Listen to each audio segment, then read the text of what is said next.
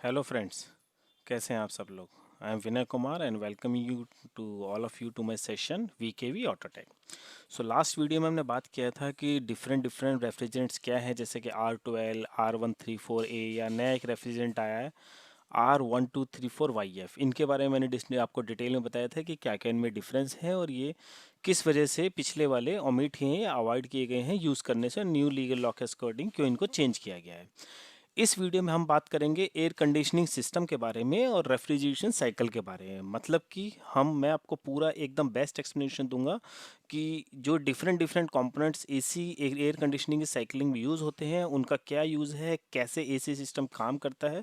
Just a very brief basic so that you can understand कि हाँ, AC system ऐसे काम करता है और ये कंपोनेंट्स इस वजह से यूज़ किए जाते हैं। जैसे कि अभी अगर मैं आपसे पूछूं कि कंप्रेसर क्यों यूज़ किया जाता है प्रेशर बढ़ाने के लिए इस रेफ्रिजरेंट का, ना यूज़ करें क्योंकि बाद में तो प्रेशर ड्रॉप ही करना है, तो वो क्यों यूज़ किया जाता है, या फिर प्रेशर को ड्रॉप क्यों किया जाता है अगर बढ़ाया गया है तो, ठीक है ना। कंडेंसर क्यों यूज़ किया जाता है।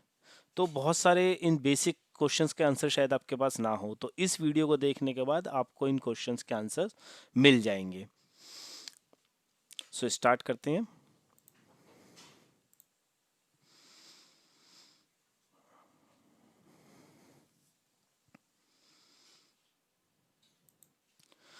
पहला एक बेसिक क्वेश्चन जो मन में आता है वो है कि वाई एयर कंडीशनिंग को यूज़ क्यों करें। पहले ये समझना बहुत ज़रूरी है कि एयर कंडीशनिंग को यूज़ करना क्यों ज़रूरी है।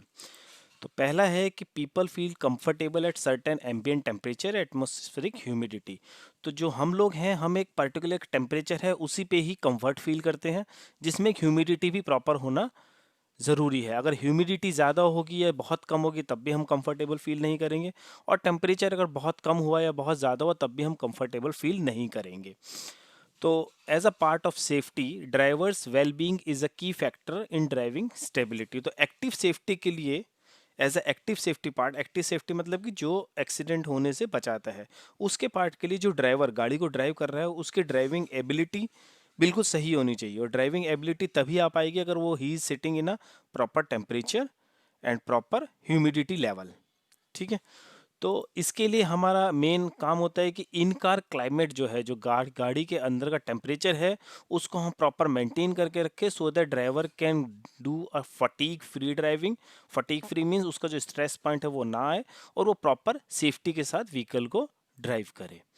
नाउ अगर एक क्राइटेरिया मैं और देखूं कि अगर व्हीकल को हम स्ट्रॉन्ग सनलाइट में रखते हैं, स्ट्रॉन्ग सनलाइट में आप गाड़ी ड्राइव भी कर रहे हैं but there is a strong sunlight, तो गाड़ी का जो अंदर का टेम्परेचर है, इंटीरियर टेम्परेचर, वो 15 डिग्री ज़्यादा हो जाता है एम्बियंट टेम्परेचर से। एम्बियंट टेम्परेचर मीन्स जो बाहर का टेम्परेचर है उससे 15 डिग्री तक ज़्यादा हो जाता है, जिसकी वजह से क्या होगा कि अंदर जो भी लोग बैठे हैं या जो ड्राइवर है उनके बॉडी टेम्परेचर इंक्रीज हो जाएंगे बहुत ज़्यादा, और हार्ट रेट भी काफ़ी इंक्रीज होगा, जिसकी वजह से the brain does not get enough oxygen.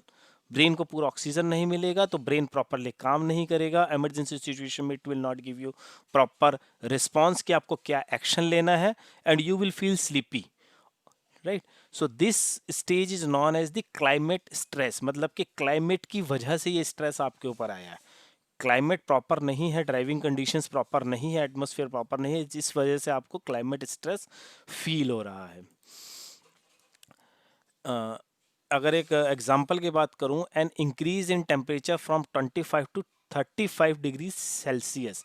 अगर गाड़ी का टेम्परेचर इंटीरियर जो है 25 से अगर 35 डिग्री सेल्सियस तक जाता है, तो ड्राइवर्स के जो सेंसरी परसेप्शंस है, मतलब ड्राइवर का जो फील करने का जो सेंसर्स उसके काम कर रहे हैं, जो माइंड काम कर रहा है, वो रफली 20% तक कम हो जाता है। तो यानी 10 डिग्री सेल्सियस भी अगर टेम्परेचर बढ़ा तो उसके जो सोचने की क्षमता है, जो एक्शन लेने की, जो रिएक्शन देने की क्षमता है, वो 20% तक कम हो जाती है।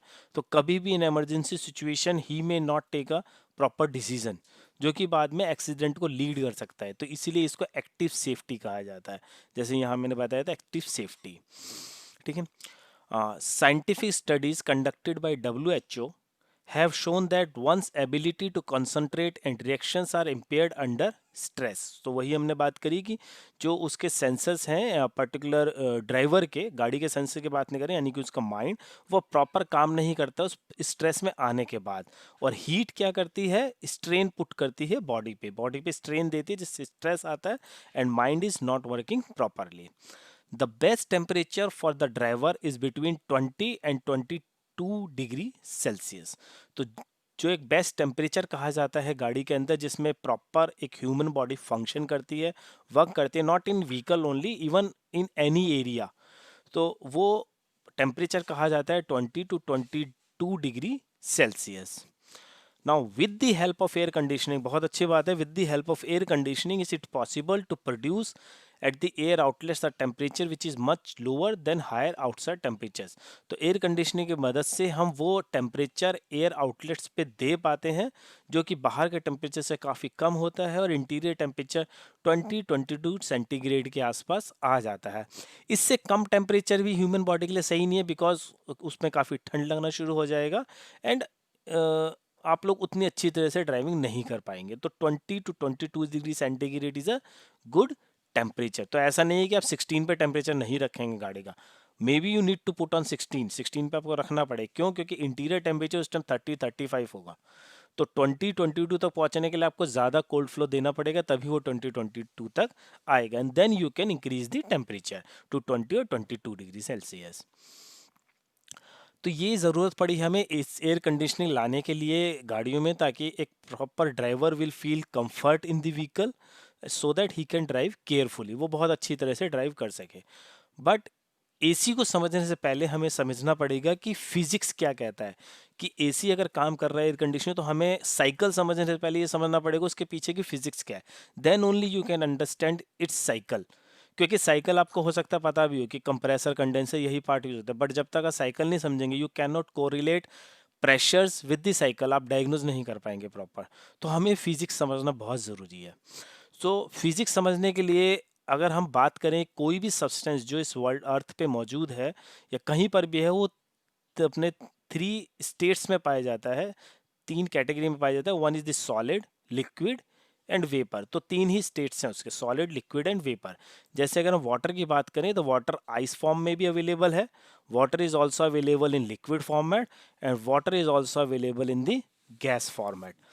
नाउ क्या प्रिंसिपल है, इसी प्रिंसिपल को हम यूज़ करते हैं एयर कंडीशनिंग सिस्टम के लिए।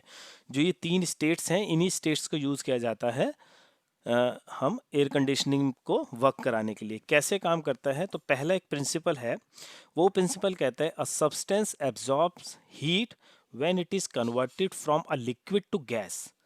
ठीक है, कोई भी सब्सटेंस हीट को एब्जॉर्ब करेगा जब भी वो लिक्विड से गैस में कन्वर्ट होगा। यानी कि अगर हम वाटर को लिक्विड फॉर्म से गैस में कन्वर्ट करते हैं, जैसे यहाँ पर ये वाटर है, लिक्विड है, इसको हम गैस में कन्वर्ट कर रहे हैं, तो इट विल एब्जॉर्ब हीट।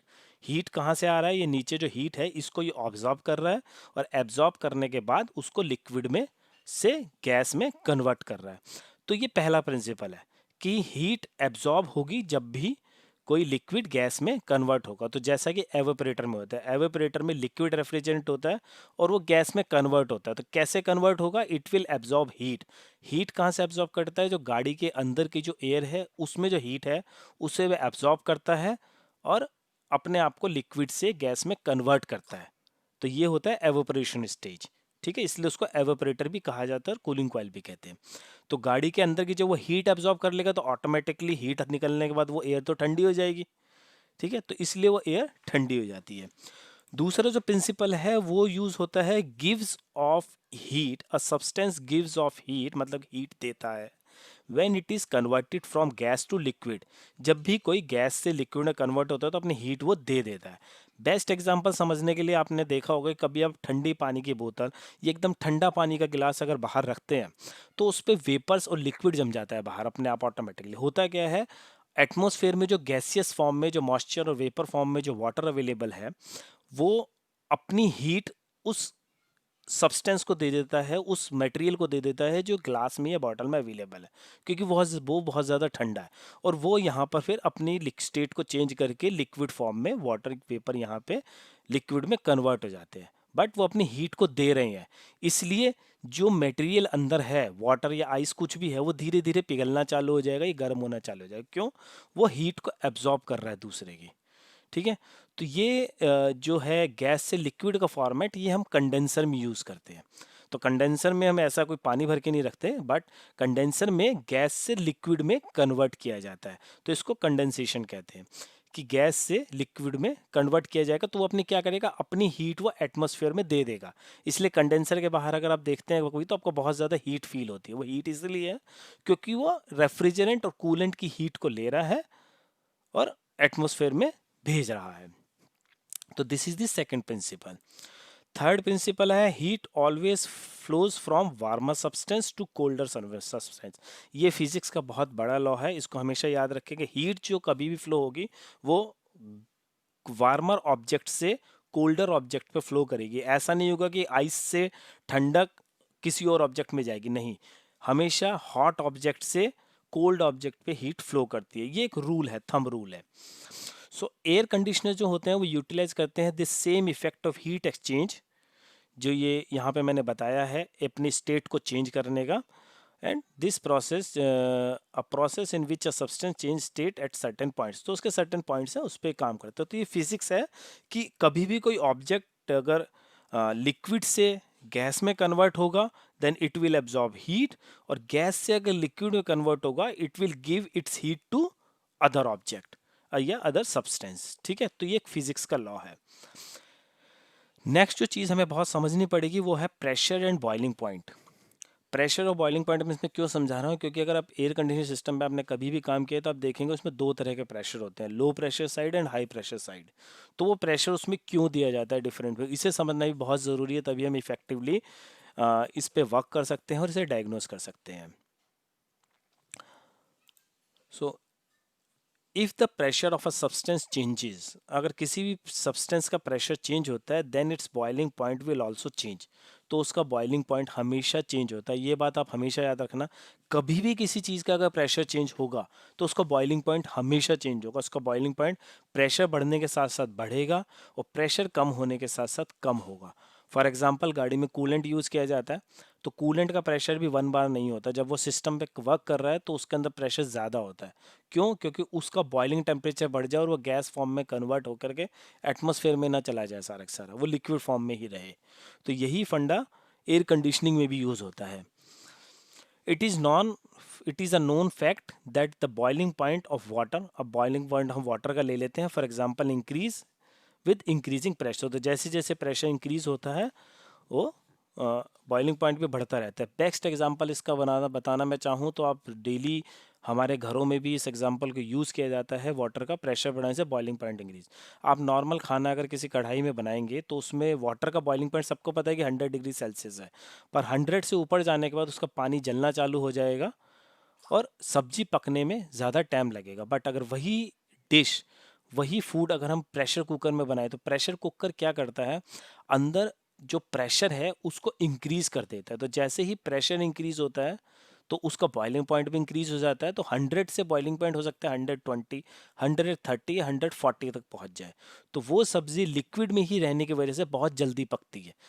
ठीक है ना, इन कंपैरिजन अगर नॉर्मल ओपन कंटेनर में अगर कोई सब्जी बनाएंगे तो उसके बाद प्रेशर कुकर में जल्दी बनेगी, बिकॉज कि उसका बॉइलिंग पॉइंट इंक्रीज होता है, वो लिक्विड स्टेट में ही सब्जी जल्दी पक जाती है, क्योंकि सब्जी लिक्विड की गर्माहट से पकेगी, जितनी जल्दी वो गर्म होगी वो स्टीम में बन के उड़ जाएगा तो उससे सब्जी नहीं पकेगी। ठीक है, तो यही फंडा है वाटर का भी। तो ये प्रेशर को समझाने के लिए बहुत अच्छा एग्जाम्पल था। तो यहाँ पर एक ग्राफ मैंने दिखाया है, यहाँ पर प्रेशर है, प्रेशर 1 बार, 3 बार, 6 बार। तो नॉर्मल एटमॉस्फेयर में जो प्रेशर होता है इट इज़ ऑलवेज 1 बार, हमेशा आप याद रखना। एटमॉस्फेयर में कभी भी प्रेशर होगा तो 1 बार, आप कोई भी गेज उठाएंगे प्रेशर की तो वो आपको 1 बार ही शो करेगा। 1 बार नॉर्मल प्रेशर है हमारे एटमॉस्फेयर में। हाँ, जैसे जैसे आप हाई एल्टीट्यूड्स पे जाएंगे, मतलब कि अगर हिमालय पर्वत पर काफ़ी ज़्यादा एल्टीट्यूड में जाते हैं तो वहाँ पर प्रेशर थोड़ा सा कम हो जाता है। ठीक है, तो नॉर्मल प्रेशर 1 बार रहता है। तो 1 बार यहाँ पर ये दिखा रहे हैं टेम्परेचर की रीडिंग, तो 1 बार पर यहाँ टेम्परेचर दिखाया जा रहा है 100 डिग्री सेल्सियस। तो 100 डिग्री सेल्सियस इसका बॉइलिंग पॉइंट है यहाँ पर। ठीक है, अभी यहाँ पढ़ते हैं क्या है। The water vapour pressure curve shows that reducing the temperature at a constant pressure cause the steam to change into liquid that is to condensate. तो ये इसमें बता रहा है कि जब आप एक पर्टिकुलर प्रेशर में ले लेता हूँ, सपोज कीजिए मैंने 5 बार का प्रेशर लिया है और यहाँ पर 5 बार पे इसका बॉइलिंग पॉइंट आता है 150 डिग्री सेल्सियस। अभी इस पॉइंट पर अगर मैं प्रेशर सेम रखता हूँ यहीं पर और टेम्परेचर को किसी तरीके से कम कर दूँ 150 से, तो ये ऑटोमेटिकली इधर आ जाएगा। सपोज कि 140 किया तो 5 बार पर क्या स्टेज है, लिक्विड। ये सारा लिक्विड है और ये सब गैस है, तो ये लिक्विड फॉर्म में चेंज हो जाएगा ऑटोमेटिकली। बट अगर 5 बार के प्रेशर पे ही मैंने टेम्परेचर को किसी तरह बढ़ा दिया, मैंने इसे गर्म किया, तो ये ऑटोमेटिकली लिक्विड फॉर्म में कन्वर्ट हो जाए, गैस फॉर्म में कन्वर्ट हो जाएगा, सॉरी। तो 150 से अगर 160 करता हूँ तो ये ऑटोमेटिकली गैस फॉर्म में कन्वर्ट हो जाएगा।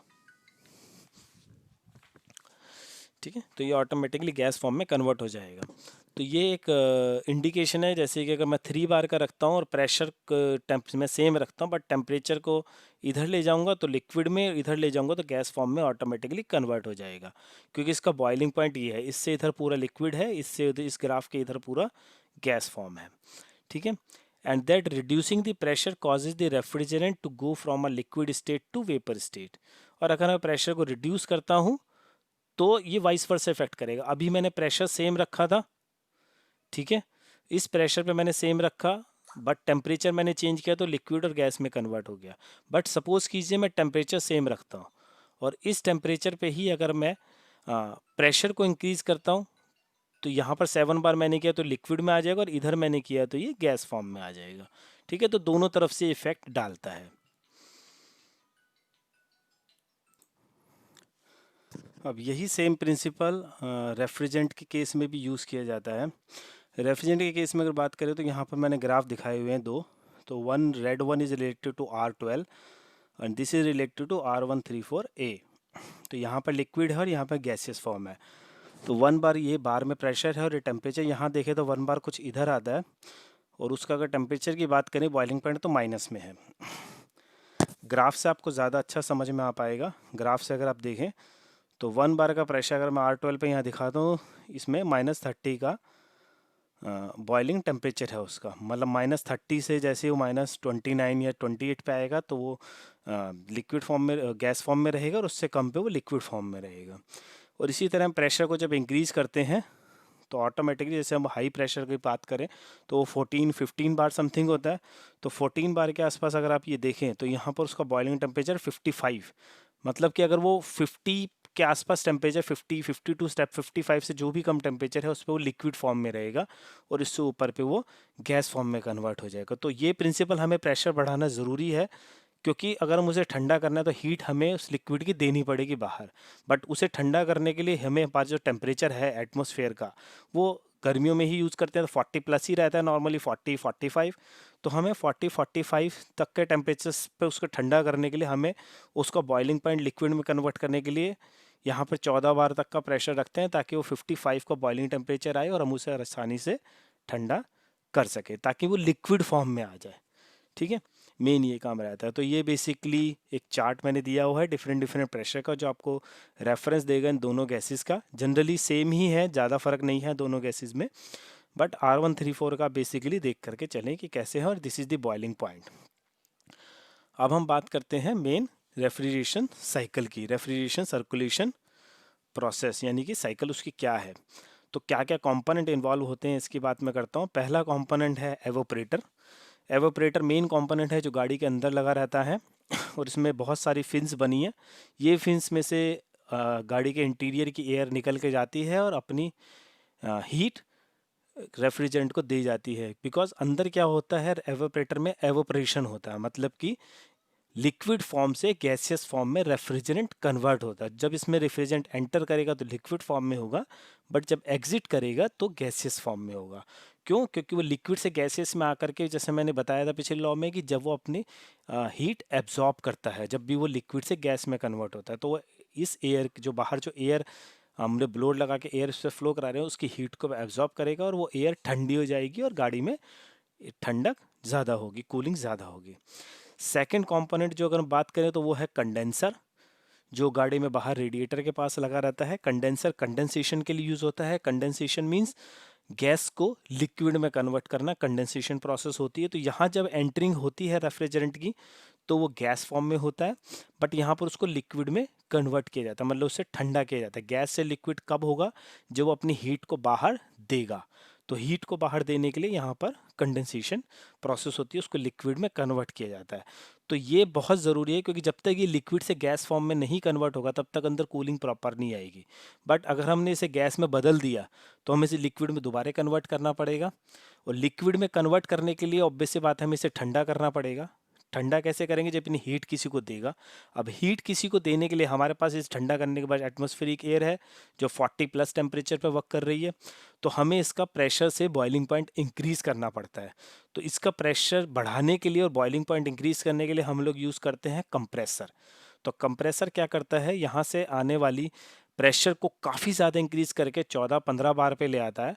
तो जब ये 14-15 बार का प्रेशर आता है, 13-14 या 15 बार का प्रेशर, तो यहाँ पे बॉइलिंग पॉइंट आप देखेंगे 50-55 डिग्री सेल्सियस का आ जाता है, जिसकी वजह से 45 अगर टेम्परेचर बाहर का भी है तो भी वो उसको ईजिली कूल कर देगा, और इसको मतलब स्टेट को लिक्विड में चेंज कर देगा। कभी भी किसी चीज़ का प्रेशर बढ़ाते हैं तो उसमें हीट भी इंक्रीज होती है और उसका बॉइलिंग पॉइंट भी इंक्रीज होता है। ठीक है, तो ये हो गया कंप्रेसर। अब हमने इसका प्रेशर तो इंक्रीज कर दिया, ठीक है, जिसकी वजह से अब ये लिक्विड में भी कन्वर्ट हो गया। बट लिक्विड में कन्वर्ट करने के बाद हमें दोबारा इसे गैस में भी कन्वर्ट करना है, पर हमें एयर को ठंडा करना है, तो हमें इसको टेम्परेचर काफ़ी डाउन करना पड़ेगा। मतलब कि लिक्विड स्टेट में ही इसका अगर हम प्रेशर डाउन कर देंगे तो ऑब्वियस सी बात है बॉइलिंग पॉइंट डाउन हो जाएगा और ये ठंडा हो जाएगा काफ़ी ज़्यादा। तो उसके लिए हम यूज़ करते हैं fourth component, that is the expansion valve. Expansion valve क्या करता है? लिक्विड को यहाँ से लेता है और उसको स्प्रे करता है एवोपरेटर में। बिल्कुल इसके यहीं पे कनेक्ट होता है, मैंने दूर दिखाया थोड़ा साइकिल समझाने के लिए, बट वो यहीं पर लगा होता है, नहीं दो पाइपों पे यहाँ पे कनेक्शन होता है। तो ये क्या करेगा? इस पे स्प्रे करेगा। स्प्रे करने से इसका प्रेशर बहुत ज़्यादा ड्रॉप होता है। जनरली 2 बार का प्रेशर रहता है, यहाँ 13-14 बार का रहेगा, यहाँ 2 बार का प्रेशर होगा। 2 बार अगर हम यहाँ देखें तो रफली -10 डिग्री का बॉइलिंग टेम्परेचर आ गया। अभी ये लिक्विड फॉर्म में है, तो मतलब कि ये टेम्परेचर -10 से भी कम होगा, तो यानी कि माइनस में ऑलरेडी। पर जब ये अपनी स्टेट को चेंज करेगा, बिकॉज वो हीट एब्जॉर्ब करना है, उससे गैस फॉर्म में कन्वर्ट होना है, तो उस टाइम पे इसका टेम्परेचर बढ़ना शुरू हो जाएगा और वो बाहर की हवा को बहुत ज़्यादा ठंडा कर देगा, 0-1-2 डिग्री सेल्सियस पे इजीली ठंडा कर देगा, ताकि आपको बहुत ज़्यादा कूल एयर मिलेगी व्हीकल के इंटीरियर में। अभी इसके अंदर एक सबसे ज़्यादा जो प्रॉब्लम आ सकती है वो आ सकती है मॉइस्चर की, बिकॉज अगर थोड़ा सा भी मॉइस्चर आया तो वो वाटर है, और वाटर का बॉइलिंग पॉइंट 1 बार पे भी हम सब जानते हैं कि 100 डिग्री सेल्सियस है और फ्रीजिंग पॉइंट 0 डिग्री सेल्सियस है।